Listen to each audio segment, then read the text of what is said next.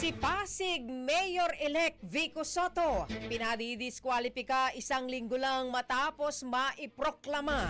Brigada Sheila Matibag, ibrigada mo. Brigada Live Report. Kinumpirma ng Commission on Elections o COMELEC na may inihaing petition to disqualify laban sa kapoproklama lang na alkalde ng Pasig na si Mayor Vico Soto. Ayon kay COMELEC Chairman George Garcia, nabanggit sa kanya na may nagbabayad ng filing fee sa isang disqualification case na inihain kung saan involved si Soto.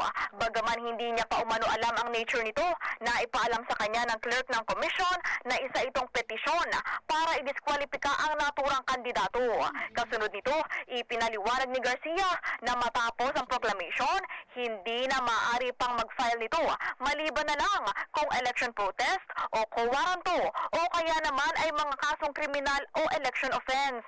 Binigyang diin ng poll chair na pagdating sa disqualification case, may timeline ito hanggang period lang bago ang proklamasyon.